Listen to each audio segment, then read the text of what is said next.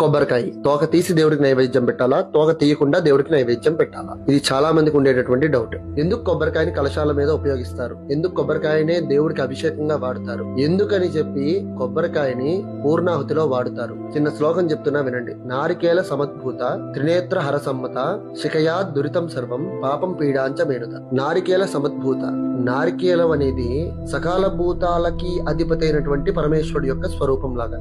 త్రినేత్ర హరసమ్మత, ఆ యొక్క కొబ్బరికాయకి 3 నేత్రాలు ఉంటాయి. ఆ 3 నేత్రాలు కూడా సృష్టి స్థితి లయ కారకుల్ని గుర్తు చేస్తూ ఉంటాయి. అనగా బ్రహ్మ విష్ణు మహేశ్వరుల స్వరూపం అని కూడా అనొచ్చు. శిఖయా దురితం సర్వం పాపం పీడాంచ మేడుత. తోకని పట్టుకుని అలాగే ఆ కొబ్బరికాయని కొట్టడం వల్ల నీకున్నటువంటి పాపాలు దుఃఖాలు అన్ని కూడా తొలగిపోతాయి. దాన్ని ఎందుకని అభిషేకాల్లోని వాడతారు? ఎందుకు అంత విశిష్టత వచ్చిందంటే, కొబ్బరికాయ ఫలం అనేది ఉన్నటువంటి నీరుకి సూర్యకాంతి అనేది తగలదు. అలాగే ఆ కొబ్బరికాయ యొక్క నీరు నేల మీద నదిలా కూడా పారలేదు. అది దానంతటా అది సృష్టించుకోవడం వల్ల ఆ యొక్క కొబ్బరి నీటికి అంత విశిష్టత అనేది వచ్చింది. హోమంలో పూర్ణాహుతిగా వేస్తారు. ఎందుకు వేస్తారు అంటే, ఆ కొబ్బరికాయ వేయటం వల్ల ఆ హోమం చేసుకున్నటువంటి పూర్తి ఫలితం మనకి రావడానికి ఆ పూర్ణాహుతిలో ఆ యొక్క కొబ్బరికాయని వేస్తారు. ఈ కొబ్బరికాయ యొక్క శిఖ తీసి కొట్టాలా, శిఖ తీయకుండా కొట్టాలా అని చాలా మందికి డౌట్ ఉంటుంది. భగవంతుడికి కొబ్బరికాయ కొట్టేటప్పుడు నువ్వు ఏ రకంగా అయితే కొడతావో అంటే ఆ శిఖతోని అలాగే కొట్టాలి. కొట్టిన తర్వాత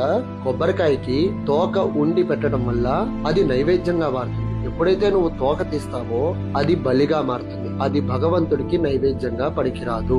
ఎలా అయితే నువ్వు కొబ్బరికాయని కొట్టావో శిఖతోని, అదే శిఖతో తీసుకెళ్లి భగవంతుడికి నైవేద్యంగా పెట్టాలి అన్నది మీరు గుర్తుంచుకోవాలి.